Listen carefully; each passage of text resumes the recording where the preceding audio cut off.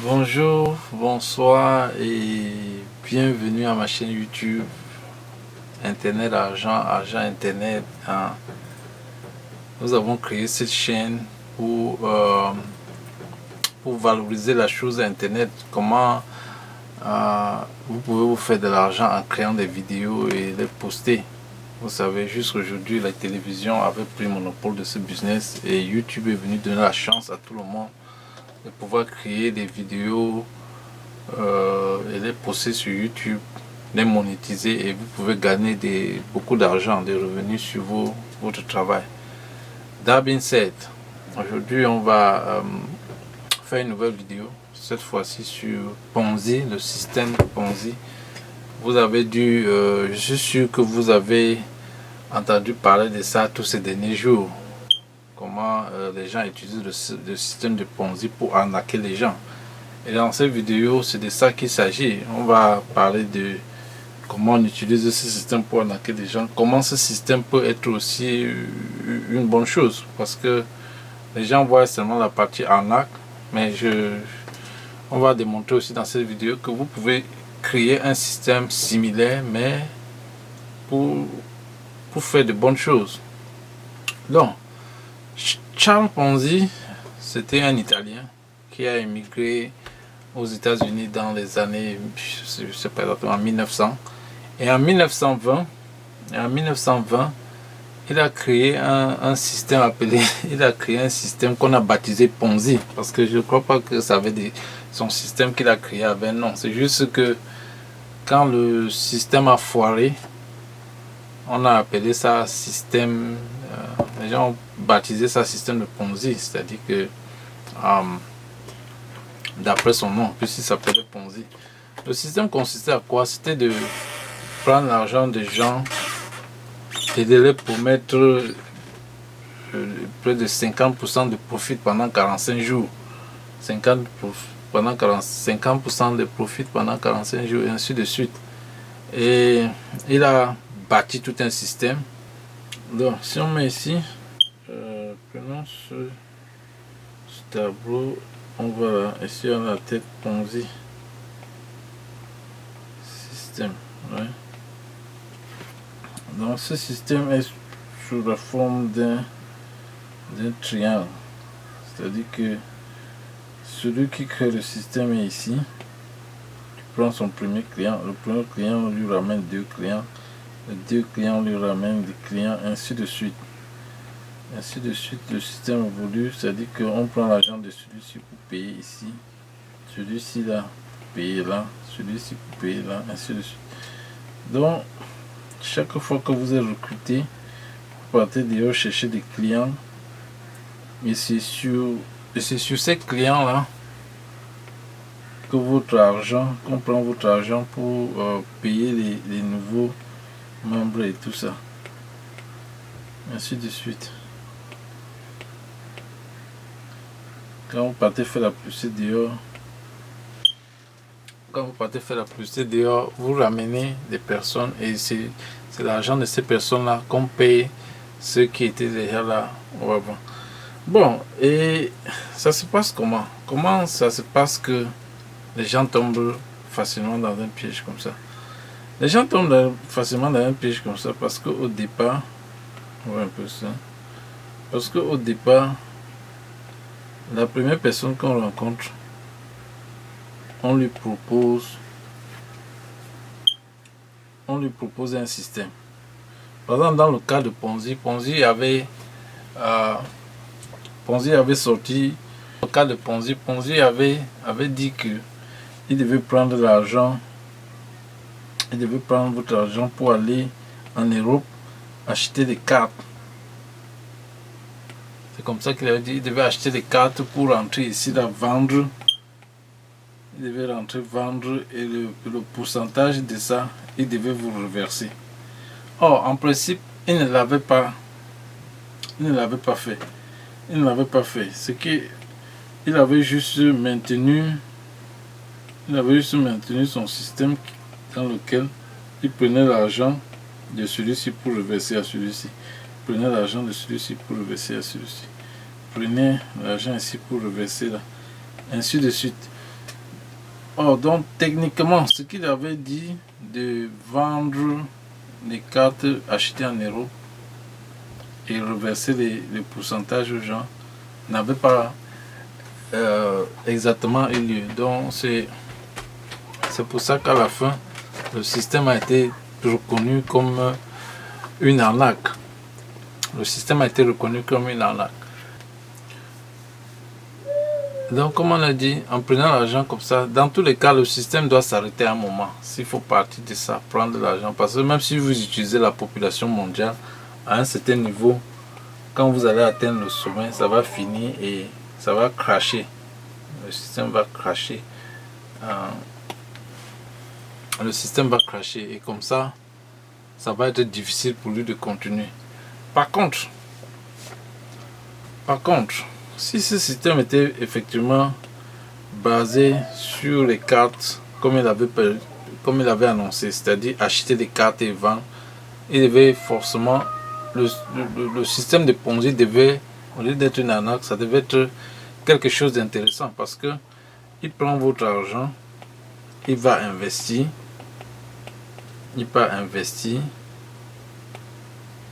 et vous reverse les pourcentages. Mais ce n'était pas le cas. Il n'avait pas vraiment investi.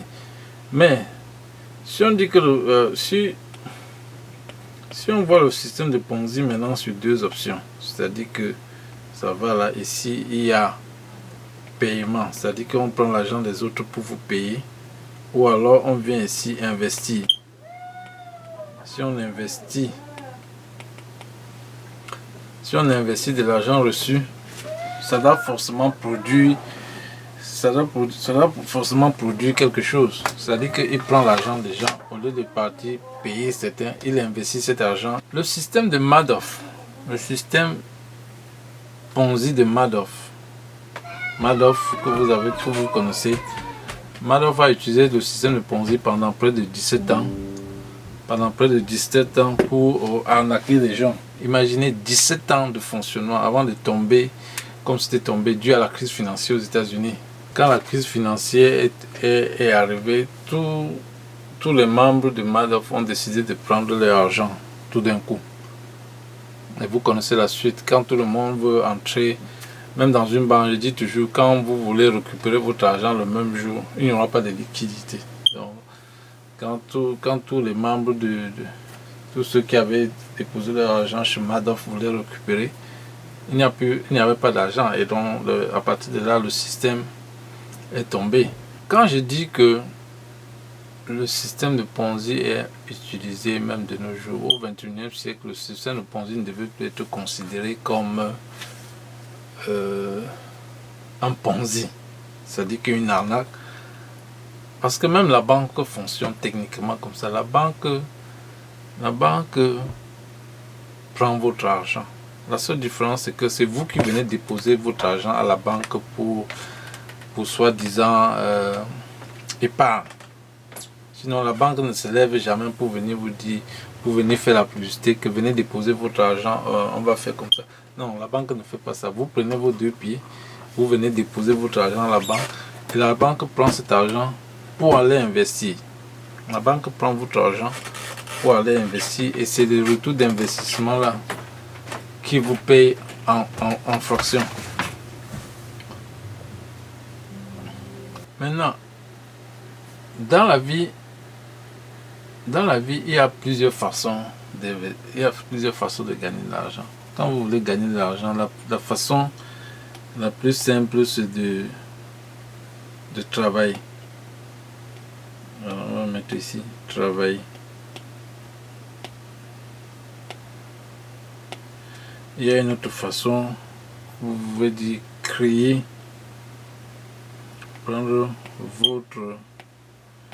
votre système. Généralement, les gens comme ça, ils sont des entrepreneurs. Ou alors, une autre catégorie, vous pouvez investir votre argent. C'est-à-dire que vous prenez votre argent, vous partez donner même à quelqu'un comme Philippe Simon, ils investissent pour vous et vous attendez le retour. On va s'intéresser un peu dans le cas de l'entrepreneuriat. L'entrepreneuriat, c'est quoi? vous développez un projet, parce que l'entrepreneur n'a pas forcément besoin de l'argent au départ. L'entrepreneur, c'est quelqu'un qui crée un projet et il part chercher les fonds. Donc l'entrepreneur doit créer un projet, aller vendre le projet aux personnes, et quand ces personnes sont intéressées par ce projet, ils vont vous donner l'argent pour aller investir sur le projet et attendre le bénéfice de ça. Parce que c'est un peu ça. L'entrepreneur, c'est ça. L'entrepreneur n'a pas besoin d'argent. L'entrepreneur vient avec des projets qui vous vend ce projet et vous prenez votre argent, vous lui donnez pour aller construire un cas simple. Philippe Simon, c'est un entrepreneur. Il crie sur sa plateforme qu'il est un entrepreneur. Qu'est-ce qu'il a fait? Il a créé des champs d'ananas, il a créé des fermes, il a créé des restaurants au Cameroun. Il est parti auprès de ses amis, je sais pas. Il a proposé des projets, des champs d'ananas, des projets de fermes, des projets de ça. Et les gens lui ont donné de l'argent. Parce qu'au départ, on a vu ce qu'il faisait. Déjà un peu dans sa chaîne YouTube. Et c'est pour ça que j'ai dit, même ce qu'il fait là, on peut considérer ça comme du Ponzi. Parce que, en principe, il crée des projets. Il les vend, ce projet. Comme il vend bien ses cours, vous savez qu'il a beaucoup de cours sur YouTube là qu'il vend partout. Il peut vendre et on lui donne de l'argent. On lui donne l'argent et il peut investir. C'est un peu le même principe que du Ponzi parce qu'en réalité, il a le projet. Il peut voir quelqu'un. Ses amis partent parler aussi à certains. D'autres parlent, ainsi de suite. Il prend cet argent et vient investir. Sauf que ici, il investit réellement. Il ne prend pas l'argent pour reverser aux gens. Il investit réellement. C'est-à-dire qu'il prend votre argent, il peut mettre dans les champs d'ananas, dans les fermes. Et le bénéfice, il partage avec vous. Contrairement à l'arnaque de Ponzi qui consiste à payer les gens, à prendre l'argent des autres pour payer sans aucun investissement. En définitive, le système de Ponzi n'est pas toujours une arnaque. C'est ce que les gens doivent comprendre. Pour lever les fonds, tu dois aller vendre quelque chose. Et dès que tu auras vendu ça aux gens, les gens vont te donner leur argent que tu dois partir investir. Ça c'est la bonne chose. Ça c'est là où le système de Ponzi devient une bonne chose. C'est plutôt que quand les gens te donnent leur argent, tu vas, je sais pas moi, acheter les jets privés, acheter les maisons et tu n'as pas l'argent pour les rembourser, que ça fait un problème. Sinon, au 21e siècle, le système de Ponzi est pratiquement appliqué partout. C'est-à-dire que tu as une idée, tu peux vendre. Quand tu vends l'idée, les gens te donnent leur argent en te donnant confiance.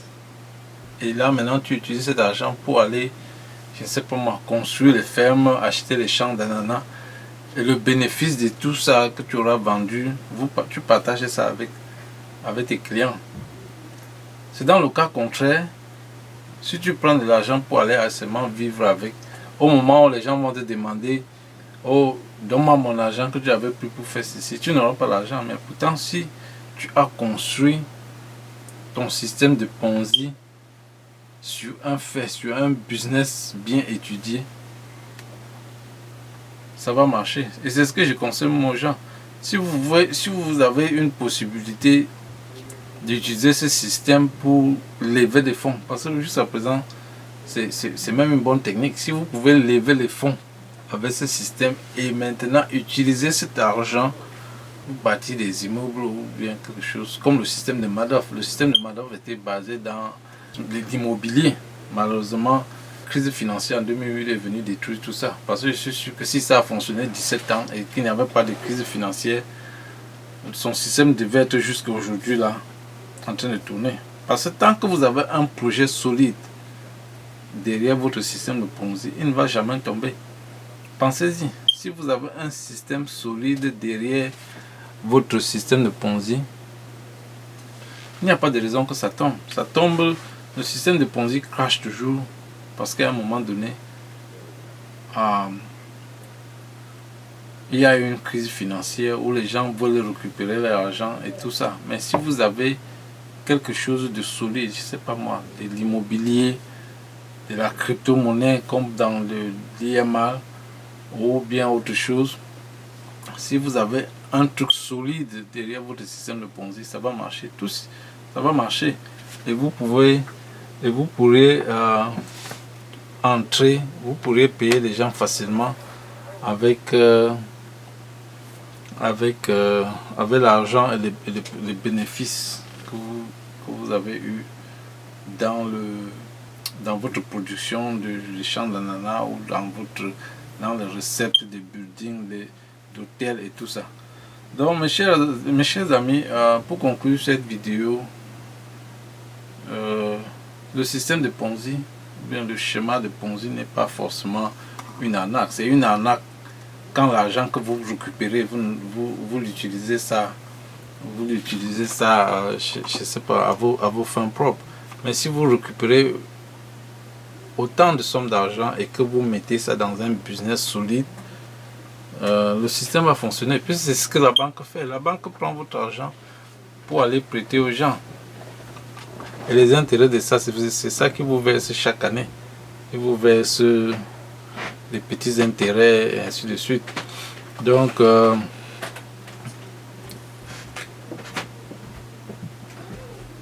général, le système de Ponzi peut être considéré comme une bonne chose de la même manière que ça peut être considéré comme une mauvaise chose, dépendant de comment vous avez utilisé l'argent. Donc c'est un peu de ça qu'il s'agit. Je voulais un peu lever l'équivoque sur le système de Ponzi pour dire aux gens que ne pensez pas toujours que le système de Ponzi c'est une mauvaise chose. C'est une mauvaise chose dans la mesure où l'argent que vous récupérez aux gens, vous le dilapidez ou bien vous le mettez dans un business sérieux. Tant que vous mettez l'argent que vous prenez aux gens dans un business sérieux qui doit rapporter de l'argent, ça ne peut pas être un système de Ponzi. Comme je vous ai dit, la banque même vit dans ce système, prend de l'argent, sauf qu'il ne va pas dehors faire la publicité. Les gens viennent déposer leur argent sur place. La banque utilise ça parce que la banque, vous ne pouvez pas venir déposer votre argent à la banque et ça dort là. Non, il faut que ça fonctionne, il faut que cet argent tourne, il faut qu'ils envoient ça. Ils prêtent aux gens partout. Parfois on prête même à certains individus, ils ne remboursent pas. La banque est obligée de gérer tout ça. On prête aux gens, ils ne remboursent pas. On prête à certains, ils remboursent avec intérêt. Donc c'est le travail de la banque maintenant à compenser les pertes ici avec des gains ici là pour continuer à rembourser ses clients. Mais comme je dis, si les clients décident de venir à la banque une seule fois pour prendre cet argent, il n'y aura pas de liquidité. La banque ne garde pas d'argent. La banque ne garde pas l'argent sur place. Par conséquent, si un jour comme ça arrive, on va dire que la banque l'a fraudé. On va appeler ça fraude. C'est juste parce qu'un cas comme ça est arrivé.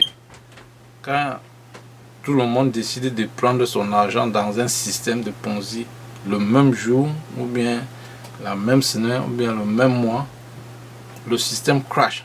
Même à la banque, je vous dis déjà, si vous décidez d'aller prendre votre argent à la banque, tout le monde, au même instant, la banque va crasher. Et ça va être difficile d'entrer dans vos fonds. Donc c'est un peu ça l'équivoque qu'il faut lever sur le système de Ponzi. Le système de Ponzi n'est pas toujours une arnaque. C'est un truc que les gens utilisent au jour le jour. Mais tant que vous avez une base solide derrière votre système, tout marche. Et je conseille aux gens d'utiliser ce système-là si vous voulez faire le business. C'est ça, l'entrepreneur doit utiliser un système comme ça pour faire le business. L'entrepreneur, quand il commence, il n'a pas d'argent, il peut toujours vendre ses projets aux gens. Souvent que vous croyez à ce projet ou que vous ne croyez pas. Si vous croyez, vous allez lui donner votre argent. Et si pas investi, ça ne marche pas, ça serait une arnaque. Si ça marche, il va vous rembourser. L'argent avait intérêt. Donc mes chers amis, considérez le système de Ponzi, le système de Ponzi au XXIe siècle, pas comme une arnaque, mais une façon de lever les fonds pour créer un business. Je vais vous laisser là. Merci de m'écouter. Comme d'habitude, considérez qu'on souscrit à ma chaîne YouTube. Et si vous êtes un abonné, merci de m'écouter davantage. Et pensez à créer votre chaîne pour qu'on évolue ensemble. Je vous ai dit, YouTube est devenu le système moderne pour se faire de l'argent. Tous ces entrepreneurs que vous entendez crier là, on est des entrepreneurs. Ils sont sur YouTube. La preuve. Philippe Simon, que vous connaissez très bien, il dort sur YouTube. Je ne sais même pas quand est-ce qu'il peut même regarder ses champs d'ananas. Je ne sais même pas quand est-ce qu'il peut voir ses champs d'ananas ou bien les fermes qu'il a mis un peu partout, ou bien le restaurant. Le gars fait des vidéos 24 sur 24. Donc faites autant et merci de m'écouter. Ciao.